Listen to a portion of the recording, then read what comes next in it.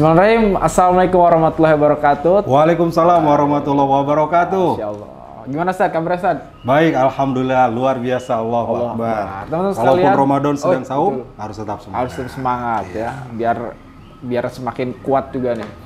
Teman-teman sekalian, bertemu lagi bersama saya Ihwan dalam acara Raos Ramadan on Siniar. Alhamdulillah, kompak ya. Bisa duet nih Ustaz. Ya teman-teman sekalian, di Ramadan kali ini, di episode kali ini kita akan membahas nih, masih bareng sama Ustadz Mulyadin teman-teman sekalian ya. Alhamdulillah beliau juga masih luang buat sharing sama kita nih di konten Raos nih Ustadz ya. Siap ya. Saya yakin beliau nih sibukannya banyak banget, apalagi Ramadan, betul Ustadz ya? Insya Allah. Tapi masih disempatkan buat sharing sama teman-teman sekalian di konten Raos ini. Nah teman-teman sekalian, di konten kali ini, di episode kali ini kita akan bahas tentang hawa nafsu nih Ustaz. Ya. Hawa nafsu. Bagaimana kita bisa menangkal atau ya meminimalisir hawa nafsu dalam kondisi beribadah di bulan Ramadan nih Ustaz. Ya. Tapi untuk mengawali pembahasan kita nih Ustaz, mungkin kita bisa bahas dulu maksud Ustaz bahas tentang apa sih itu nafsu.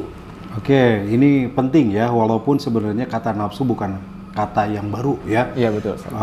Kita sering dengar ya, bahkan orang yang berpuasa seperti kita hari ini, orang yang mengendalikan hawa nafsu yang berpuasa itu ya. Betul. Atau bahkan orang yang sedang berkelahi, saya tahu nafsu, sering nafsu, dipakai ya. Sering dipakai, padahal sesungguhnya dari bahasa Arab nafsu itu ya kata an-nafs.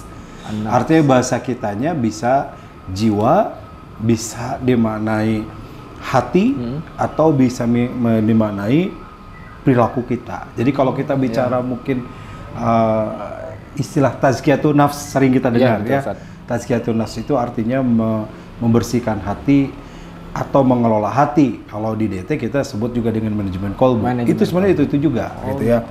Sehingga nafsu itu tidak berkonotasi hanya yang negatif. Kalau dikatakan pasti negatif ya. Betul. Wah, nafsu ini.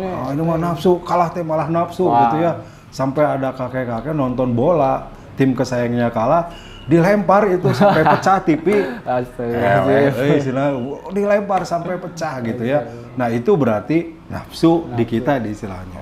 Padahal nafsu itu tidak hanya negatif, tapi bisa jadi positif, bisa jadi negatif. Gitu. Jadi makna nafsu tuh tidak selalu negatif saja. Tidak selalu negatif. Berarti ada nafsu yang positif. Nah, nafsu positif begini. Tadi sahur nggak? Sahur ya. Sahur, kemudian bangun, makan, itu karena kita punya nafsu. Makanya orang nggak mau makan disebutnya apa? Nggak nafsu makan. Tidak nafsu makan. Bener, orang sakit nggak hilang nafsu makan. Berarti nafsu itu tidak hanya negatif, makan juga positif. Sehingga apapun yang mendorong kita untuk berbuat sesuatu itu namanya nafsu. Seorang karena punya nafsu lah dia bekerja, karena punya nafsu dia belajar, karena punya nafsu dia kuliah, punya nafsu dia makan, punya nafsu dia minum, dan seterusnya. Itu nafsu yang positif. Tapi juga nafsu juga mendorong kepada kita hal yang negatif. Ya. Kenapa? Karena ada setan yang setiap hari masuk ke dalam nafas manusia, jiwa manusia itu yuwaswisu fi sudurinas, membuat hati ini bisa bolak-balik baik ataupun buruk. Nah gitu ya. Jadi nafsu juga bisa berarti sebagai identitas kita sebagai manusia. Sehingga orang Indonesia kita menyebut orang bernafas ya. Kalau sudah tidak bernafas apa? Meninggal. Berarti sudah nggak punya nafsu lagi. Iya betul. Ya coba tanya ke mayit. Apa mayit mau duren? Nggak punya nafsu makan duren ya. Artinya sudah selesai hidupnya. Nah itulah yang disebut dengan nafas atau jiwa. Sehingga bisa baik bisa buruk gitu. Contoh juga misalkan saat lagi puasa nih, lihat siang-siang panas ada es teh basah gitu Ustaz. Ya. Itu nafsu juga saat ketika tergoda tuh. Betul. Nah itulah kenapa nih inti dari puasa itu mengendalikan hawa nafsu. Ya. Betul. Dan ternyata pengendali ini dari mana mulainya? Dari kita mengendalikan makan dan minum, gitu kan? Apa definisi puasa? Definisi yang diberikan oleh para ulama al-imsyak. Al-imsyak anil akli was surbi waztima binatulil fajri hatta ghurubi syams. Apa yang disebut dengan imsyak? Imsyak itu menahan atau mengendalikan. Bukan imsak itu ngahiang, tahu udah imsak boleh makan gitu ya. Imsak itu artinya menahan ya. Ketika ada imsak berarti kita sudah mulai menahan, mengendalikan. Jangan makan lagi, jangan minum lagi, atau kalaupun makan minum hati-hati, bentar lagi azan. Betul. Jadi kita pahami secara fikih tidak ada sebenarnya istilah imsak berbentuk sirine atau mungkin beduk, kokol dan sebagainya yang secara waktu itu 15 atau 10 menit sebelum azan subuh. Ya, disebut puasa sendiri minat tulu'il fajri, dari terbit fajar. Kapan terbit fajar? Waktu sholat subuh. Iya. Berarti kalau 10 menit ke sholat subuh itu bukan berarti terlarang, tapi sudah mulai mengendalikan. Jangan sampai keburu subuh kita masih makan. Ya, itu disebut imsaknya. Sehingga imsyak itu artinya menahan atau mengendalikan. Nah, inti puasa itu mengendalikan hawa nafsu. Makanan punya kita, minuman punya kita. Yang tadi es yang banyak embunnya, gitu ya. Lagi puasa seperti ini siang-siang kan melihat begitu luar biasa ya. Tergoda. Betul. Tapi kenapa kita nggak minum? Itu ya. Atau misalkan masuklah ke dalam kamar, nggak ada yang lihat, nggak ada yang tahu kunci kamar, di situ makanan ada. Tapi kenapa nggak kita sentuh, nggak kita makan dan nggak kita minum? Karena kita berpuasa mengendalikan diri kita, nggak berani makan minum karena kita ingat sedang puasa. Betul. Nah, lebih hebat lagi, kalau misalkan azan 17.50 gitu ya, 17.45 berani makan minum nggak? Waduh, kayaknya jangan 5 menit lagi padahal nggak berani ya, jangan. Padahal 5 menit lagi nggak mau. 17.49 bagaimana? Nah, walaupun 1 menit lagi, kita kendalikan, kita nggak berani makan minum. Kenapa? Belum waktunya. Nah, itu sesungguhnya hakikat dari saum. Sehingga dari mulai mengendalikan makan ini harusnya seorang yang berpuasa itu mampu mengendalikan nafsunya kepada nafsu-nafsu buruk yang lain. Ya, sampaikan kata Rasulullah itu dalam hadis sahih gitu ya. Kalau ada orang yang mengajak berkelahi, kul ana shaimun, katakan saya sedang puasa. Ya, ada yang ngajak, oh berkali sama saya, maaf saya sedang puasa. Nunggu buka, nanti aja buka kalau buka. Enggak ya, enggak dilanjutkan, buka ya. Artinya mengendalikan, ya ingin mukul gitu. Sampai ada yang puasa ibu-ibu saking mengendalikannya gitu, anak kejengkelin tuh kalau di luar puasa mah disintrek gitu ya. Tapi begitu puasa, kalau nggak lagi puasa ditindas gitu ya, karena lagi puasa jadi dijaga. Itu intinya sebenarnya pengendalian nafsu dari puasa. Kemudian selanjutnya Ustaz, saya tadi di awal sempat ngobrol sama beliau, ternyata nafsu tuh ada macam-macam Ustaz ya? Emang ada nafsu apa aja sih Ustaz? Ya, kalau kita kaji dalam Quran ada 4 paling tidak ya. Satu yang disebut dengan nafsu amarah, ada dalam surat Yusuf. Inna nafsa la'amaratun bisu. Sesungguhnya nafsu itu la'amaratun bisu. Bisa banyak menyuruh kepada keburukan. Itulah yang kita sebut istilahnya nafsu amarah ya. Sehingga kata bahasa Indonesia disebut dengan marah. Marah itu apa? Marah itu bukan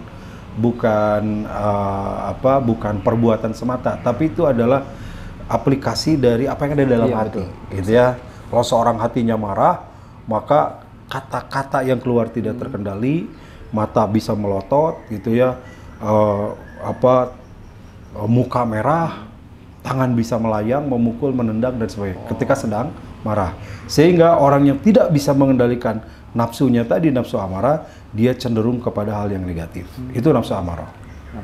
Ya, yang kedua adalah ada nafsu lawamah dalam surat Al-Qiyamah. Ya, la uqsimu bi yaumil qiyamati wa la uqsimu bin nafsil lawamah. Nafsu lawamah bagaimana?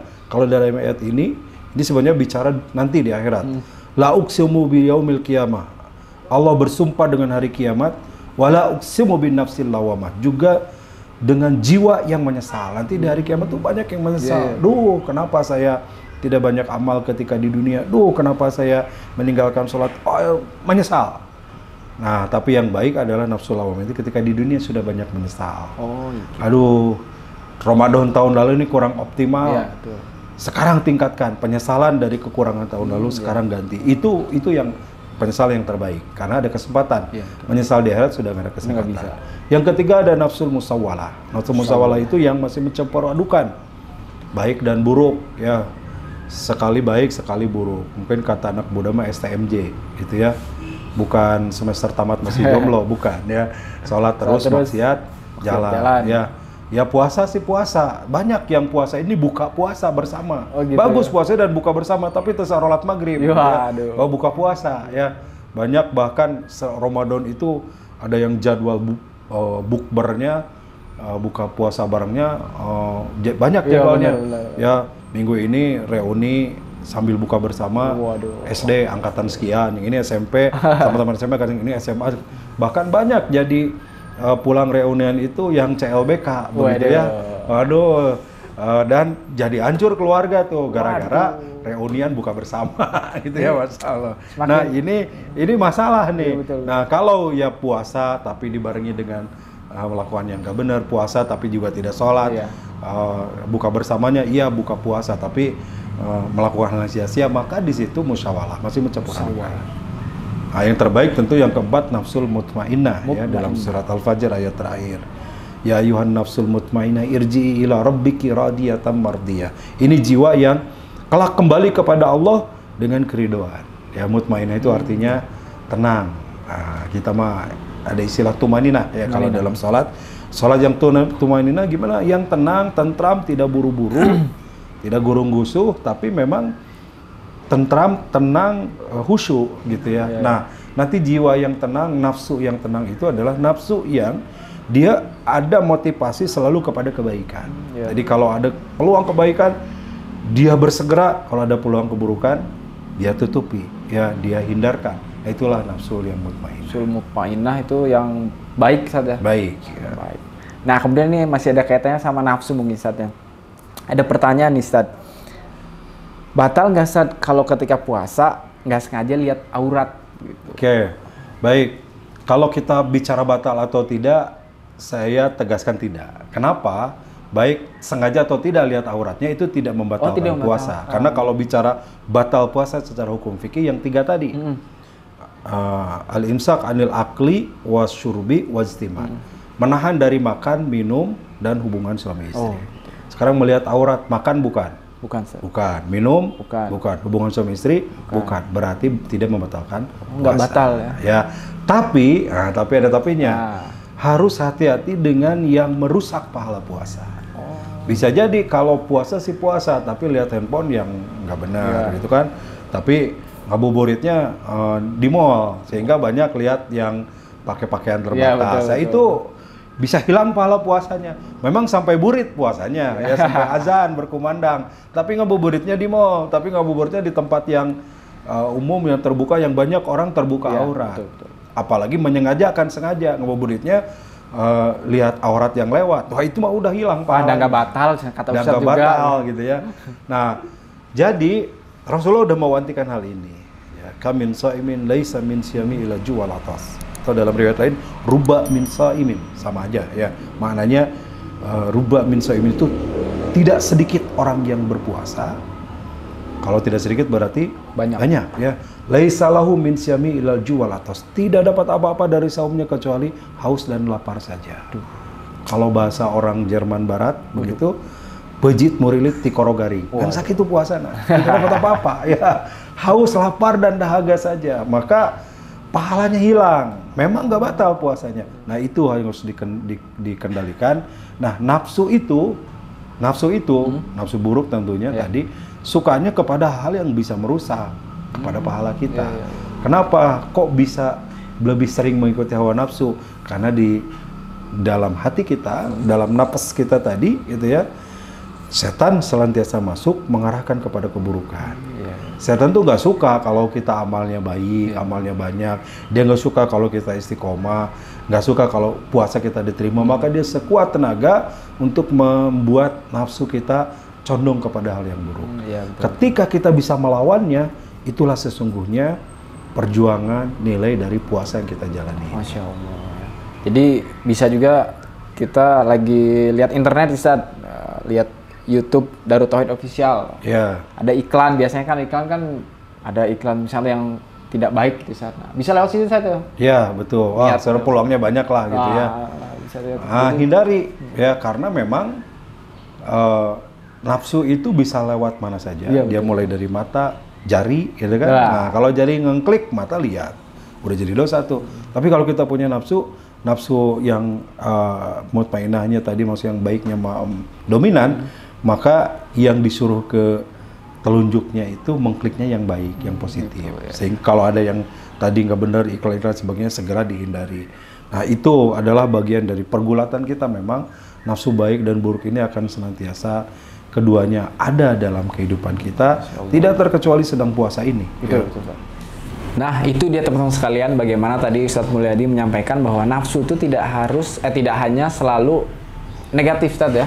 Ada nafsu juga yang positif. Tinggal bagaimana kita sebagai manusia bisa mengendalikan ketika ada nafsu yang negatif, kita rem, ada yang positif, kita maksimalkan. Nah, itu dia teman-teman sekalian, semoga setelah mendengar perbincangan kita pada kesempatan kali ini, teman-teman menjadi lebih paham tentang pengendalian nafsu ini, juga bisa semakin maksimal dalam menjalankan ibadah puasa.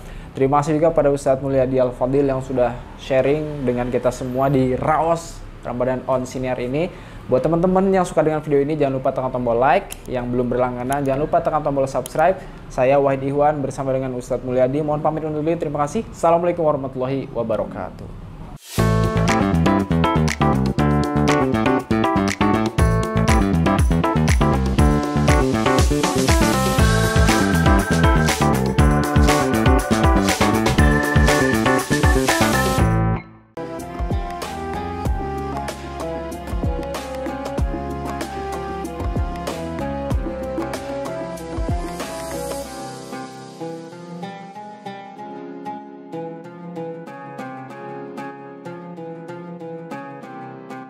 Jangan lupa, saya bilang sekalian, terus berlangganan di Darut Tauhid Official.